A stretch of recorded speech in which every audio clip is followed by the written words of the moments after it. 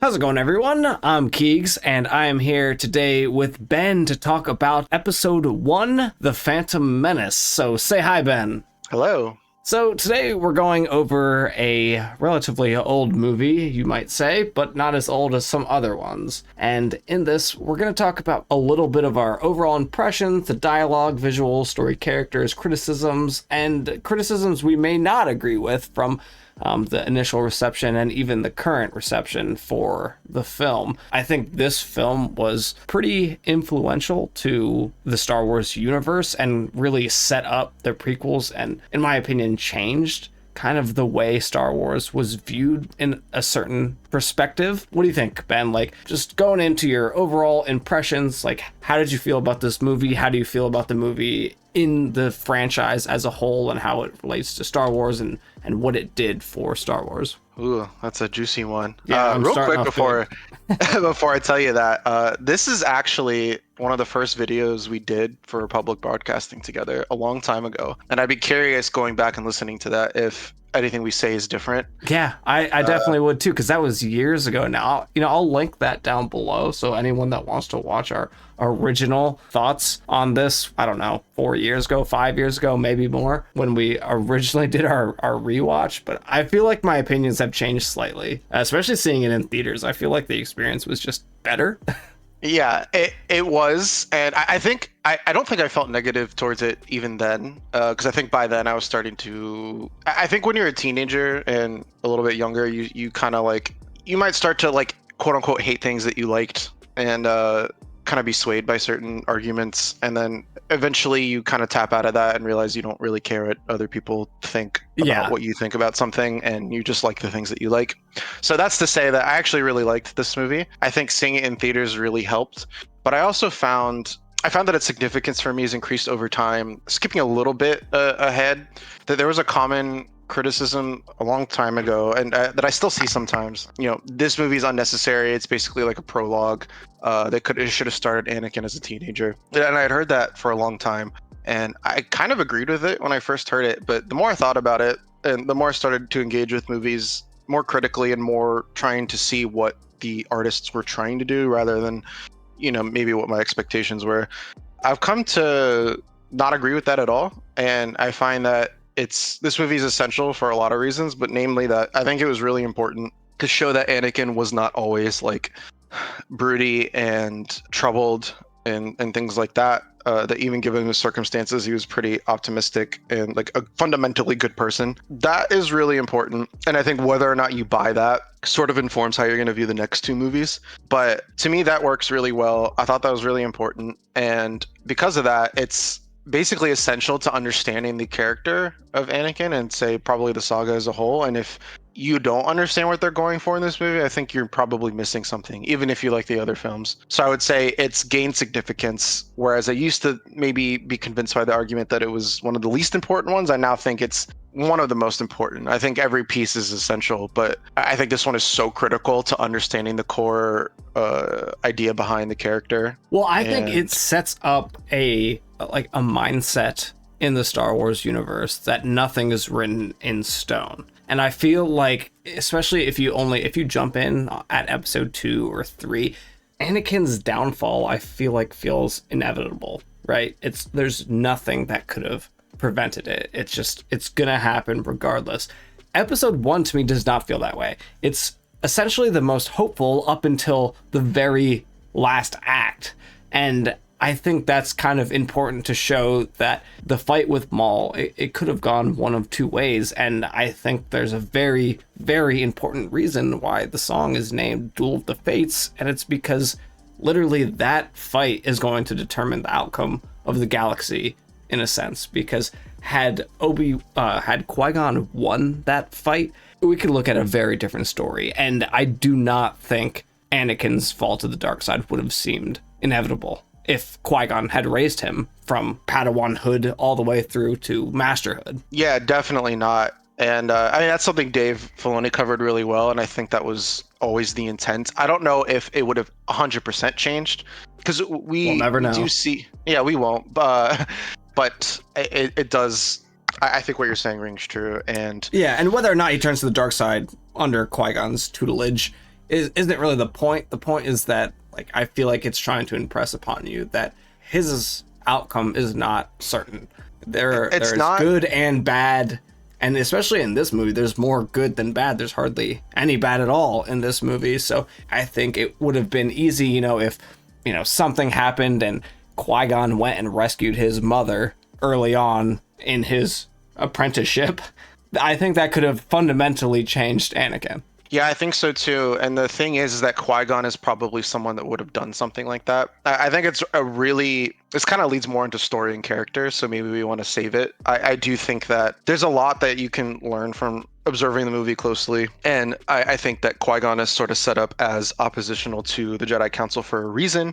I think that Anakin's first interaction with them is very cold for a reason. And this movie walks a really fine line that I think had been misunderstood for a while until the Clone Wars came out. And even now, there are people still debating how you're supposed to perceive the Jedi. And I think a lot of people get it wrong on sort of both sides of this argument. But yeah, really, really important. I find that the Chosen One thing is more set up to be subverted rather than to justify Episode 6.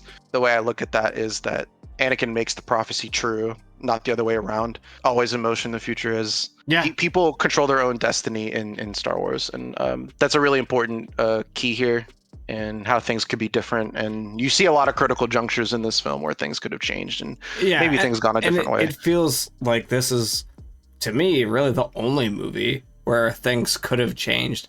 By the second movie, he had spent years kind of brooding and being manipulated by Palpatine. At no point did I think that there's a chance he pulls through. It felt inevitable when him going to the dark side by that point in a very good way. I'm not saying I think it's bad that I could see where it's going. Everybody can see where it's going, right? They all know he's going to be Darth Vader, but it just felt like it's coming. You can see it in the second movie. Whereas the first movie, you couldn't see it quite as much, He didn't have that anger or that rage. And I just think that because of that, it felt the most different kind of through the next two installments. And I think that's just an interesting way. It's the only time we've ever seen opposition to the council that didn't come from Anakin, right? Every other time we see someone fighting with the council, it's always Anakin. But in this movie, it's Qui-Gon, and I think that's kind of important to the story as well. Yeah, I think they sort of set up Qui-Gon as the ideal Jedi. He's not so much bogged down in rules and things like that, and is more focused on the will of the Force. And because the Force is a real thing in this universe that is observable and you can feel and touch and all that stuff, it's not as hokey as it could be. But that's sort of what I mean. He's to me the true Jedi. He is the spirit of it rather than the letter. Yeah, of the law. And I think that was very, very intentional. So before we dive super deep into the story, what did you think about the dialogue in this movie? Yeah, so a very common point of discussion. Yeah, I feel like tying this to kind of the last thing we're talking about, the dialogue in all of the prequels, even this one, has always been really the biggest criticism of these movies. I don't think too many people have been upset about the set design, right? I think the dialogue has been a point of contention for a lot of people. I personally did not have a problem with it. I thought Anakin was like a 9-year-old kid in this, and he acted accordingly, and I thought it made a lot of sense. I think the way Qui-Gon and Obi-Wan interacted, and this is possibly hindsight opinion for it, but I think it was perfect because their relationship always felt formal, going back and reading the books about, how Obi-Wan was apprenticed to Qui-Gon and everything, and him talking about his master. And they were not the same type of person. And I feel like because of that, their interactions with each other felt more formal, not as relaxed, generally speaking. And Obi-Wan was always very subservient to Qui-Gon, and whatever Qui-Gon said, he was ready to follow his orders and everything. Whereas Qui-Gon, I feel like, was trying to get Obi-Wan to think more independently and not just follow him because he was the master. And I think that actually shone through pretty well in this movie, where those different styles of just like their personalities were really good. I thought all of the council was pretty solid. Like they made pretty good arguments. Mace was obviously the most reserved, antagonistic. Like antagonistic and reserved, but he just felt like putting the most pressure against letting Anakin into the Order, with potentially good reason for that too. But I thought that was fine. I loved the interactions with Qui-Gon and Shmi. I thought those were actually really well done. And yeah, Padme Anakin interactions, I thought not bad. Probably the weakest part for me, just because it still feels kind of funny to me. Like, yeah, but there's no like romantic chemistry between them. No, there is really definitely implied. not in this one, and I think that's fine. But what about you? What did you think? I thought it was quite good, and I found that I'm sort of thinking back to the original trilogy dialogue, and I don't really feel like there's that big of a difference. There are certain things that we could point to once we get into our criticisms, but overall, I found that I enjoyed it. I felt like there's some really good jokes in there too. Like Qui-Gon's actually pretty funny. Yeah.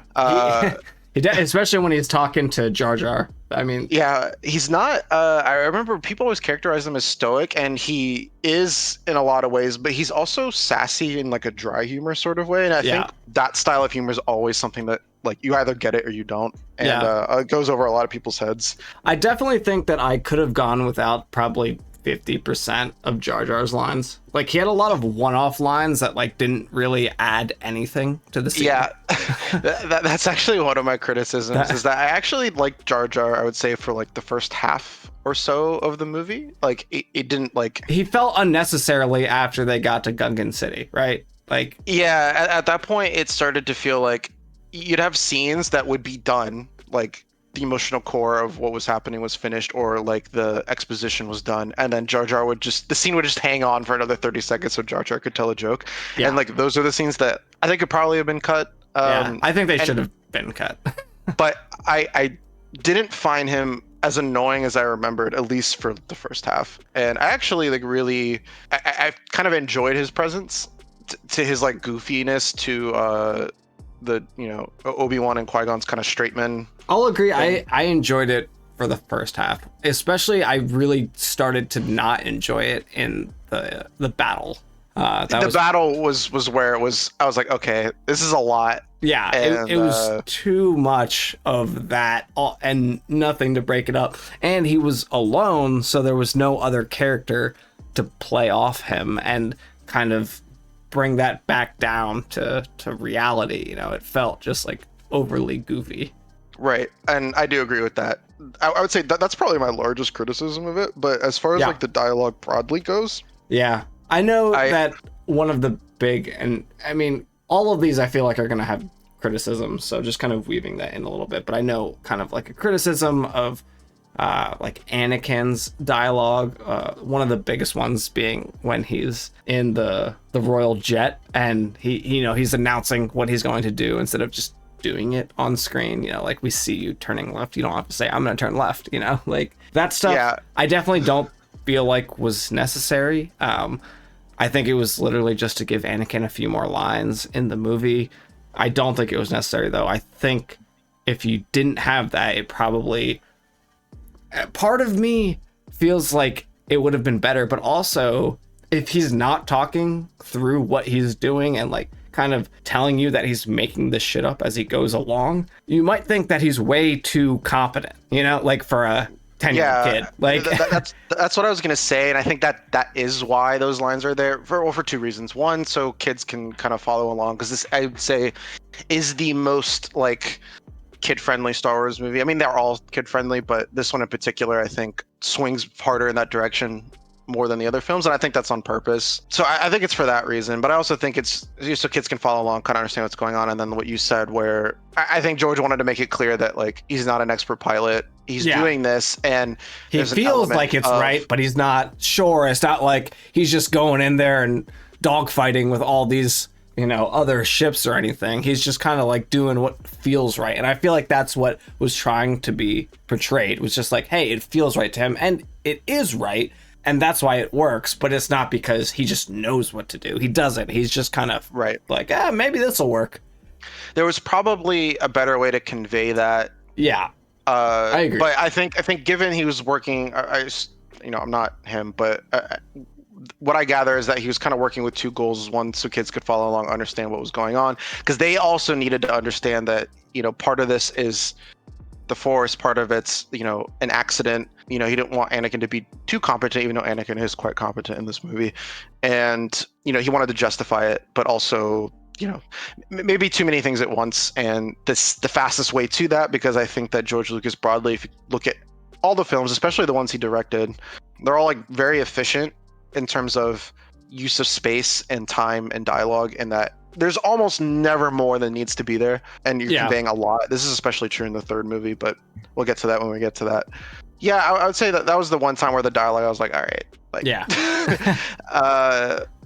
You but, felt it. It's not something that but I sort of feel like it didn't ruin the experience, No, and part of me feels like maybe those negative moments stick out in people's heads through negativity bias a little bit more. I sort of feel like you heard a very prevalent criticism on the internet for years, and you just sort of implicitly agree with those things without really engaging with it. And the reason I believe that is because I did that for a long time.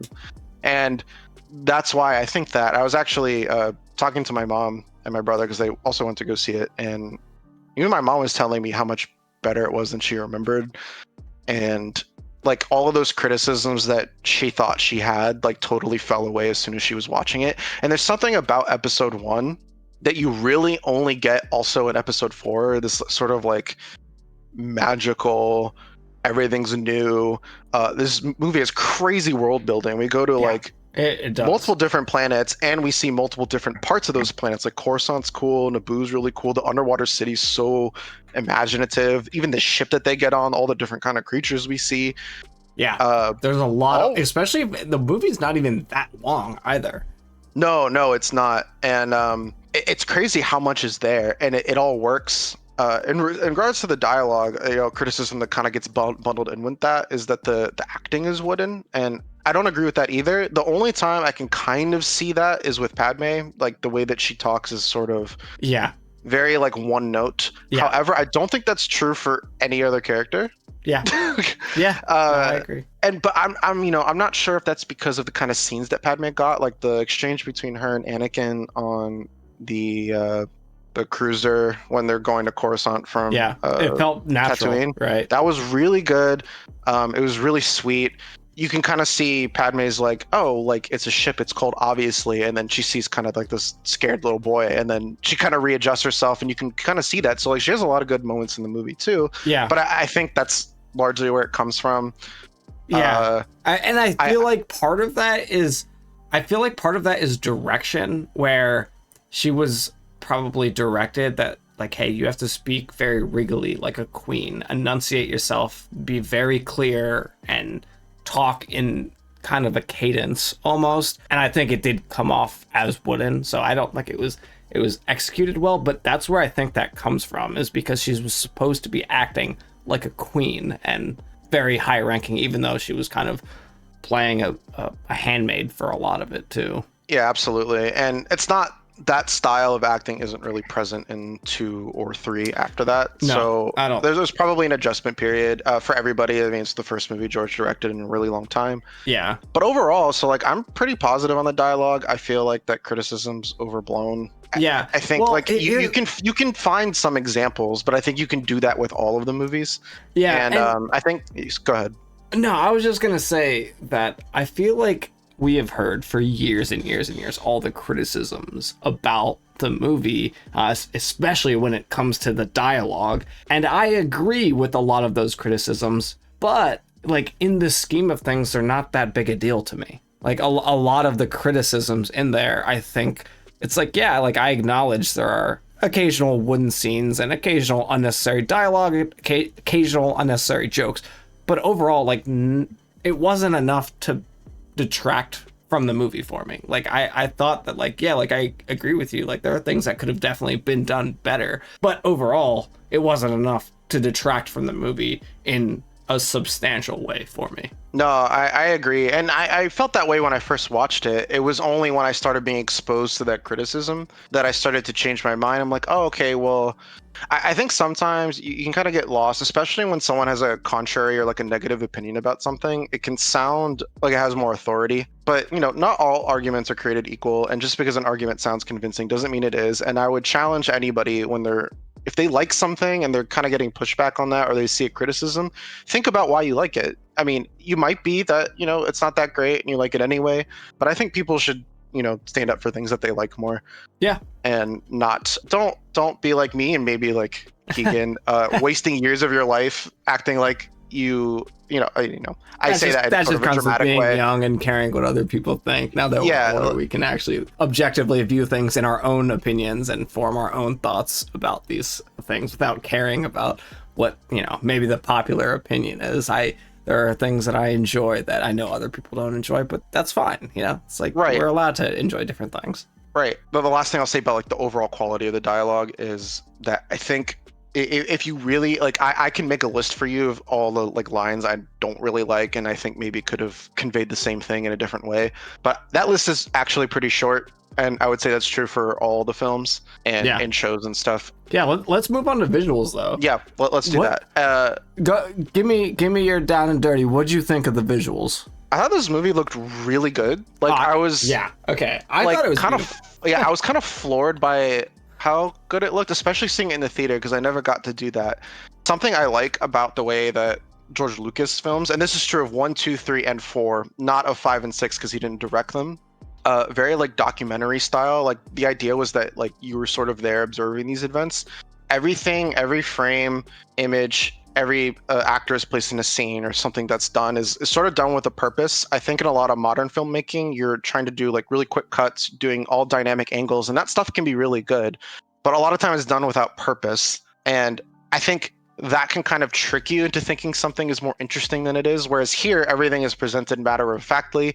You might not necessarily like that, but I think there's a lot there, especially if you're looking for it and you're not, because it doesn't do a lot of traditional, or not traditional, it is traditional, but not a lot of like modern filmmaking techniques. And I actually appreciated that because it let you soak in all the visuals in the world and kind of took you on its pace. And like 95% of the CG looked really good. The practical effects were really great, like the best they've ever been up until that point. And yeah, maybe it's hard not to judge things on today's standards, as is anything, right? You're used to seeing 2024 CGI, so when you go back to, I mean, even the remastered stuff that was early 2000s remastered, it's not going to look as good, and that's okay because for the time it was freaking revolutionary. Yeah, and you can see why the industry exploded after this in that regard. And absolutely.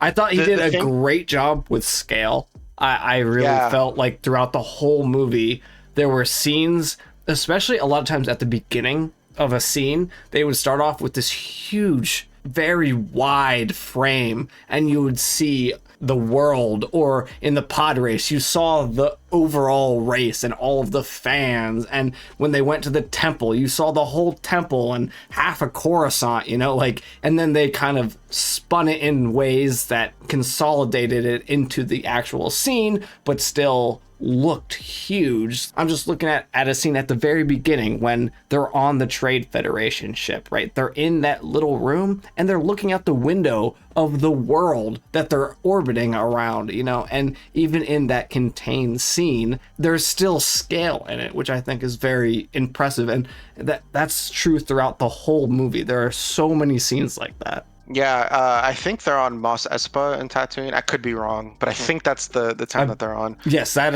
is the main town. And it feels so big. But like you don't really see that much of it technically, but it just feels bustling and like there's so much going on, and you get all these really great wide shots and like you said, and it just all looks really good. Like the CG obviously isn't as good as 2024 CG in an objective sense, but what's something this movie really did well, and building off of Jurassic Park coming before it, was something that VFX can do and have been doing since the 90s better than practical effects, is sort of the realism of movement and weight.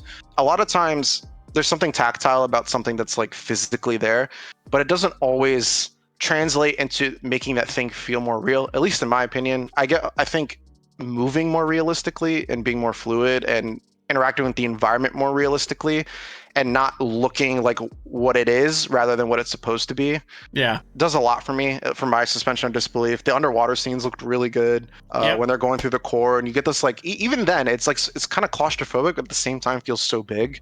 Yeah. And man, there's so many things like that, like the Naboo hangar when they fight Darth Maul and the energy thing. Yeah, that palace is area. Yeah. I mean, this movie was always my favorite because of Darth Maul and literally that scene alone. Hot take, but I loved it. Darth Maul was always my favorite. A dual lightsaber was just the coolest thing to freaking 8-year-old Qui-Gon.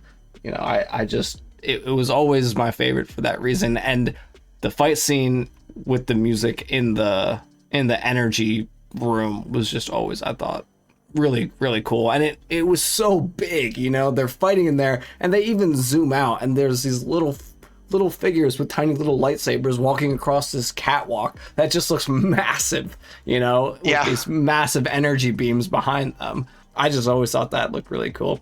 I really loved all of the practical sets that they had in this too. They had a surprising amount, you know, looking at it, of practical sets in here. Fun fact, actually, that this film had more practical effects than any of the original trilogy. Wow, really? Yeah. Or maybe it's practical sets specifically, but yeah, overall, yeah.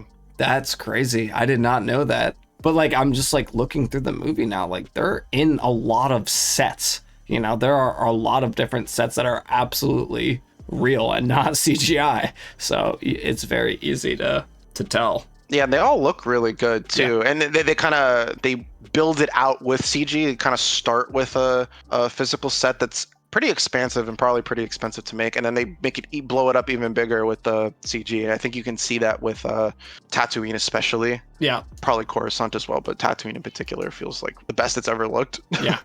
At least up until that point. Yeah, really, really impressed with the visuals. Overall, the only visual I didn't like back then, and I still thought it looked kind of lame now, was the fight with the droids and Jar Jar on that super green grass. It kind of, I think I said this to you when we were watching the theater, but it literally looks like the Windows XP background. That's what I'm saying. Yeah, it like the weather is like perfect and the grass is like so pristine and it's so short that you're like, who's mowing this? Like,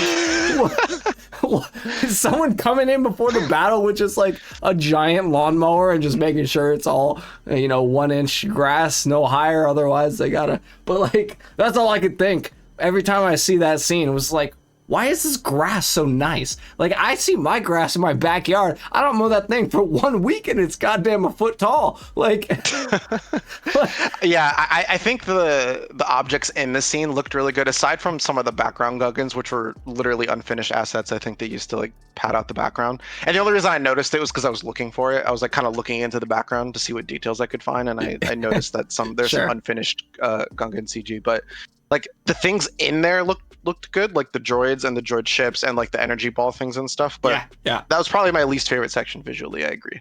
It was the least interesting. Yeah, I mean, there's nothing there. It looked like they were fighting on a green field. Right. But other than that, I like I said, everything else I really enjoyed all of the different sets that they had, and they felt very practical. Yes. You want to get into the story and character beyond what we've covered already? Yep. So starting off, I mean, Anakin's almost a background character in this story, I feel like. He's definitely important, but he's not driving the plot. Story might revolve around him, but like he is not really the focus. The focus is Qui-Gon, honestly, in my opinion, and then Padme or Sabe. I think they had the most lines in the whole movie. But yeah, I agree with that. I think Qui-Gon's definitely the center character of the film. Yeah. And it's kind of funny watching him through the film. One, he's pretty funny, which I didn't remember being the case. But now I'm reminded of why I love the character so much. And then people just keep not listening to him and they're always wrong. And it's just an amusing process, but he also facilitates a lot of the best moments. Obviously, the one at the end where he gets killed and then Obi-Wan fights Maul, actually gets angry and then starts losing the fight, and it's only when he centers himself and does the Jedi thing that he's able to overcome Darth Maul, which I thought was really cool. And you don't notice it if it's the first time you're seeing this movie, obviously, but kind of foreshadows what would happen in Revenge of the Sith.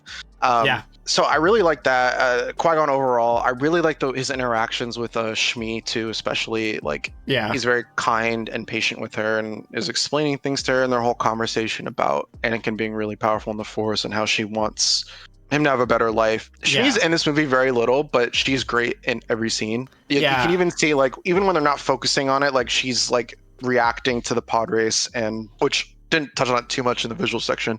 Looked really good, still looks really good. No issues. But yeah, she's sort of reacting as it goes on, and it's just like, this is this person's mother, and like, I think sometimes you forget that, even though it tells you in the movie and it's very obvious, but like, that's Anakin's mom. Like, that's a big deal.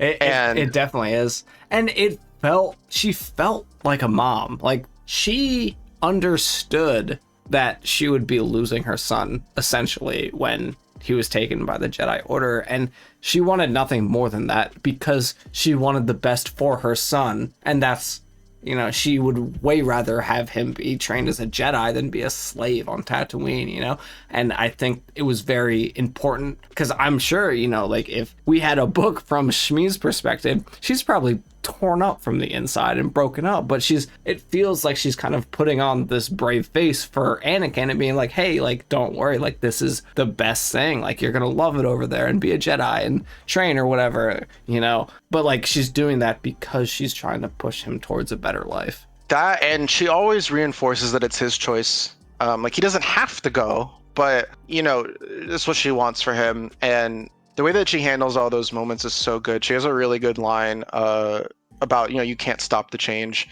and like, he has to let go. And that's not something that Anakin, tragically is able to do until his deathbed. Until he dies. But, that whole scene is really, really good. I think Jake Lloyd and I think Pernilla August is her name, or Priscilla August, something like that. We'll look it up. But that whole scene between them is really excellent. That goodbye, you can kind of see she pushes him along, and then when she kind of like puts her face in her hand, and I think that's about the moment that Anakin turns around. So my reading on that is he could sense her sadness and turns around and runs, doesn't feel like he can leave her.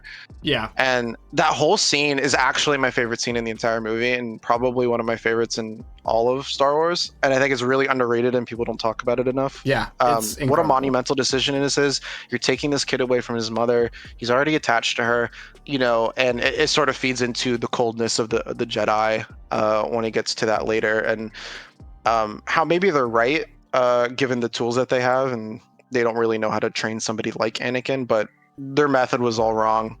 And taking him away from Shmi is probably a mistake. And that kind of feeds into what you mentioned when we were going in our overall impressions, and that, they probably would have came back and freed her. He probably still would have limited interactions with her, but she probably would have been freed almost instantly if it were Qui-Gon, because he understands, because spending time with them, what this means to Anakin. He's not going to be able just to let it go, and it wouldn't even be a reasonable expectation. It's just that he has to, because he's a Jedi, So all of that stuff was really great. I thought Anakin in general was really well characterized, like even better than I remember. All like the goofy things he says, especially in the beginning, it's all things I've heard kids say before. Like, as a camp counselor, I've seen kids say dumber things than that. like the oh, you're an angel. Like, I've heard kids say stuff like that. Like, to me, that was realistic. He acted like a kid. That's what I'm saying. Like, he acted very in character. That is the crap that they say, and you're like, okay, dude, like, go eat your Fruit Loops. Exactly. And like, even Padme's like, oh, you're a funny little kid, and like, yeah, like, that's what he is. And I think they did some sort of interview with George, as he wasn't looking for like the most clean, like, perfect child actor. He wanted Anakin to act like a kid, and that's what he got. And I thought that he did a good job in that regard. And yeah, I thought Obi-Wan was characterized really well. He's kind of more of a rule follower, and I think he sort of takes on some of Qui-Gon's lessons. He kind of gets a little more mavericky and defiant in 2 and 3, but he's still ultimately, I think that's more because of Anakin than it is because of Qui-Gon, though. Well, I think it's a lesson he had to have taken because he does say at the end of the movie, like, I'll train him even if I can't do so as a Jedi, or with or without the Council's permission. That's fair. That's a good point. And that's probably the only time he's ever said he'd do something without the Council's permission. Yeah, exactly. So overall, I thought the characters were really done really well. I did like Padme, even though the kind of the one-noteness of what they gave her to work with. Yeah, I think she really starts to shine in episode 2. I think this was easily Padme's weakest performance. Overall, yes, though she does have some quite good stuff. She's got some good stuff in this, but like I don't think it really compares to episode 2 or 3 with her. No, I don't either. So who was your favorite character in the film? Qui-Gon, hands down. Yeah. Definitely for me too, and he has a lot more characterization than I thought. Padme and Anakin and Obi-Wan, even to an extent, get arcs, but this is something that I've learned as a big Dragon Ball fan is the flat character arc, and Qui-Gon is that. Yeah, he is who he is, and he is immovable, but he changes everyone else around him. He's the opportunity for Shmi to get her son into a better life. And contrary to popular belief, flat characters can be super interesting. Like they're not like inherently boring characters. They can be written very boringly, but they're not inherently very boring. Like another good example of that is like Ned Stark from Game of Thrones. He is an honorable man to his death, and it's because of that honor and because of his stoicism that leads to his death ultimately. But no one can argue that that's a boring character, right? Like throughout the whole series, like you're always rooting for him, you want him to do well, and he doesn't because the world is trying to bend him and he will not do it. And Qui-Gon is very much the same way and tragically ends in a very similar way himself. So his death isn't his fault. No. I think part of him maybe knew that he was possibly going to die. It's possible. I don't think Qui-Gon was ever the greatest lightsaber wielder. I don't know. That was never his thing. He was always spiritual, right? He's following the will of the Force and doing what he believes the Force is guiding him to do, regardless of what the Council wants him to do. And I think that's his biggest character trait, is that he will follow the Force regardless of anything else. Right, and it's so interesting because they have that conversation with the Council, and they're like, "Oh," or Obi-Wan saying like, "Oh, the Council can sense it. Why can't you? He's dangerous." And Qui-Gon's like, "He's a kid. He's not dangerous." Yeah, anybody can be dangerous like if anybody they're raised, else's. In a certain way, like right, and that's not to excuse Anakin's behavior down the line, but I think that Qui-Gon's touch is likely what he needed to give him the best chance, and I think that shows that coldness in the Council scene. I think there are people that take it one of two ways in too far of a direction. There are some people that are like, it's all systemic. It's all everyone else's fault and the system's fault that Anakin ended up that way. And I think that's kind of too far. I don't think you can absolve Anakin of what he did. But I think some people take it too far in the other direction and say, oh, well, it was all Anakin's choice. He had all the tools. And I don't think that's true. Like, I'm pretty into politics, and knowing George Lucas's politics, I think that the answer was a little more nuanced. I think the focus was on Anakin's decisions, because ultimately you still have to make the right ones, even in the face of things that are working against you. Nothing makes it okay to kill children or do really horrible things, but you can understand them. Analysis is not justification, and I think it shows how the Jedi Council did fail and kind of where they were at and how cold they were. They're like, oh, your thoughts still on your mother, and he's like, yeah, I miss her. And yeah, that's a reasonable thing for a 9-year-old child to feel about their parent. It's just that for a Jedi, someone especially as powerful as Anakin is, that those clinging to those things and can kind of lead you to the darkness, and that's dangerous for a Jedi in a way that it is not dangerous for a normal person. Yeah, that's very true. Because you're wielding, great power. Great power comes great responsibility and all that. Yeah. And but I think that coldness is intentional. I think we're supposed to view the Jedi as, they're still the good guys. We see Qui-Gon, we see Obi-Wan. They're doing the right thing throughout the whole movie. Qui-Gon is giving really good advice to everybody. He's pretty much confirmed correct in every single instance in the film. There's a scene in the beginning where Qui-Gon is like, or Obi-Wan's like, I thought, Master Yoda said to be mindful of the future, and he's like, not at the expense of the moment. Yeah. Things like that. Like, those are really good things. Like, it's good to consider the future, but don't get so lost in it that you're not focusing on what you're doing. And it's even something Yoda says in Empire to Luke. So, I think Yoda will probably learn something from Qui-Gon as well. And Yeah, I really like the story and the characters, especially the characters. And what about you? And any other like really cool details you noticed that you really liked? Yeah, I mean, I think the overall story was wildly important. And it felt like, especially the first time I saw this, and probably a dozen times afterwards, it's like you're not really paying attention to the story. Like, you're paying attention to the action and the fight scenes, but like literally the political trade dispute that's going on is so important. And just the little actions that are being taken on either side, I feel like are very subtle in this movie, more subtle than any of the other ones, because you don't have, like in episode 2 or 3, you don't have any Senate scenes that are talking about the politics and stuff. This is all completely inferred by like passing lines between the Trade Federation and the Jedi Council and Qui-Gon and Obi-Wan. And they say these passing lines all the time about like, if X happens, then Y would happen, and if this is important because that's important. But they're literally fleeting lines that you could very easily miss or overlook. And the importance of this battle, I just feel like is very interesting, and it's really gonna kick off the events of episode 2. And this is essentially the reason why the whole galaxy is thrust into this war to begin with. And I feel like it's very easy to miss in the movie just because of the way it's presented. Yeah, I mean, there are a couple like Senate pod scenes, but they're not that many. Most of the politics happens outside of that. Like the vote of no confidence. And the thing that I really liked about all that is that it's actually really realistic. Yeah. People's material needs aren't being met. In this case, the Naboo and by extension, the Gungans are sort of in a really bad situation, and they're going to be put in a worse one. And it causes Padmé, through the manipulation of Palpatine, to do the vote of no confidence, and that's because Chancellor Valorum, while probably a good guy, is not meeting the material needs of all the systems. And and it's hard very when easy. You have someone in the background that's making sure he doesn't meet anyone's needs.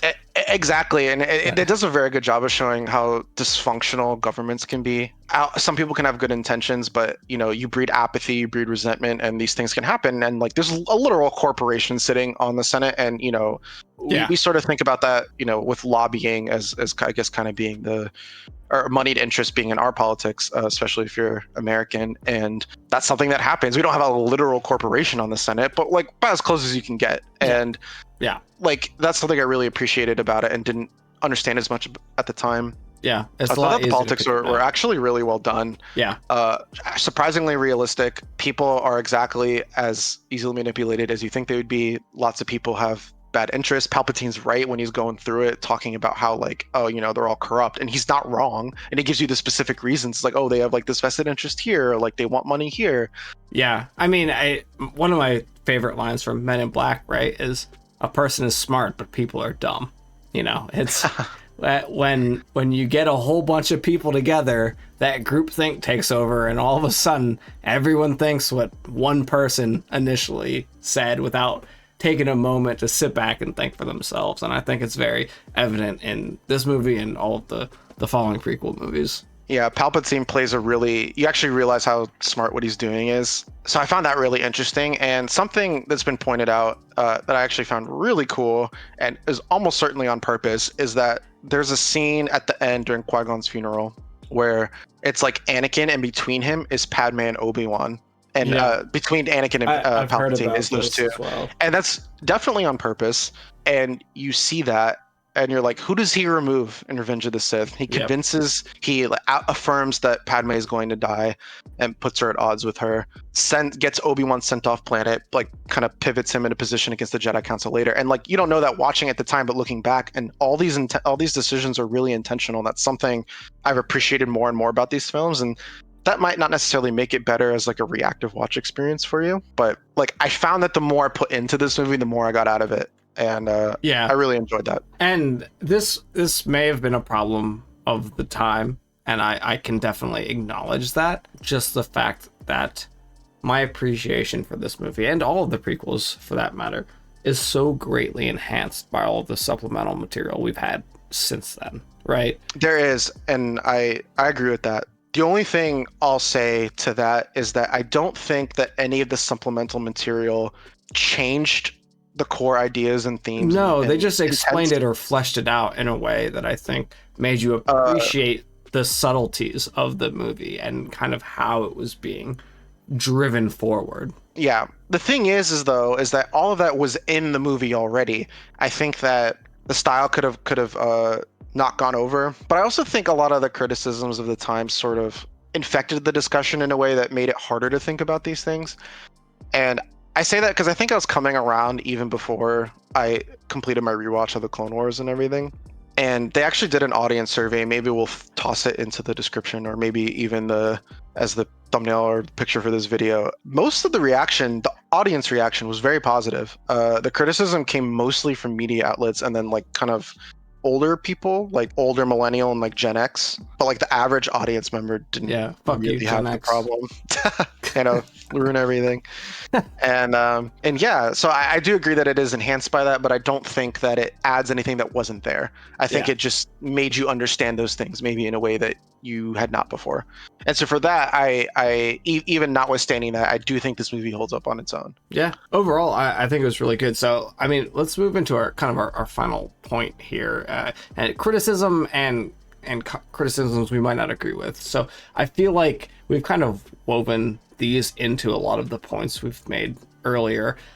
What else stands out to you of a criticism that you've heard, or that you're just in agreement with, or not in agreement with? There's two main criticisms I do agree with. One is, I think we discussed it, was the last half Jar Jar, like there's just scenes get extended because they want to tell a Jar Jar joke, or I don't really like how like everything he did in the finale was an accident. It would have been nice to see him like grow into competence.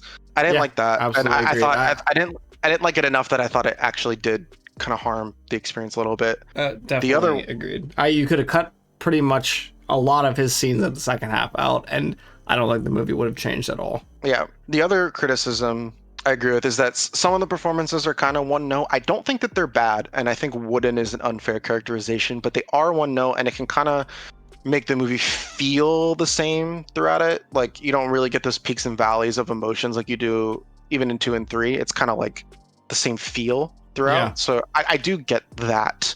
But I think largely the dialogue, like you could pick out pieces that are not as good, but I think largely that criticism is overblown, and I think that's true for 2 and 3 also. I think that the visuals hold up really well. Some of the CG doesn't look as good as it could, but it was 1999 CG, or whenever it was made CG, so I don't think that is even really a fair thing to say. But I thought like the cinematography was really nice. Like again, you're not getting those like hyper dynamic modern angles and stuff like you do in like The Force Awakens and the sequels and stuff, but I don't think that that's a bad thing. And I actually really appreciate that, one, you can see everything, and two, the way that things are framed allows itself to draw a lot of parallels between the other 5 movies, and that's true of all of them. Yeah, absolutely agree. The only thing I want to debunk is that there's the opinion like, oh, why don't they just fly around the trade blockade? And that's because like there are certain hyperspace lanes and you can't just fly around them. That's not how that works. Yeah. There's hyperspace lanes leading to and from planets, and if they're blockading the hyperspace lane. Just wanted to throw that out there. That was always silly. I feel like that's always been a criticism of Star Wars. Like, just fly around the planet. It's one tiny ship. And I'm like, okay, well, there's obviously reasons for that as well. They say that in every Star Wars thing ever. Anytime you ever see a blockade, I feel like that's always a criticism. So I don't really count that as a real criticism because but no, I agree, and I don't actually really have anything else. I think that's kind of it for me. Really like this movie. I think we kind of covered most of like the big criticisms anyway. No, that's it for me too. Like I said before, I love this movie, and a big part of that is because of Darth Maul. Even though he had maybe one line in the movie, I don't even know if he had more than that. But Qui-Gon has always been one of my favorite characters, and I think it's very evident why. When you watch this movie, it's because, like you said earlier, he is the embodiment of what a Jedi should be. Essentially, it's someone that is following the Force. He's there to do the will of the Force and just kind of see where it leads, and he's not there to influence it, right? He is not really trying to manipulate the Force in any certain way, and I think that is really what he is best at. And I just think that he's a really cool Jedi, and someone that we don't see very often. I actually I'm struggling to think of a time we see that again. The closest I can think of is like maybe Ahsoka post Order 66, and even that, like, I feel like she still has a bit of an agenda, whereas Qui-Gon really doesn't have an agenda. Other than that, yeah, I love episode 1, so I'm gonna stick to that. Yeah, same here. Totally agree. But I think that's gonna wrap it up for this talk. So let us know down in the comments. How do you feel about episode 1? Do you love it? Do you hate it? What are some things you love and what are some things you don't love so much? I'm Keeks, and I will catch you all next time for some more Star Wars content.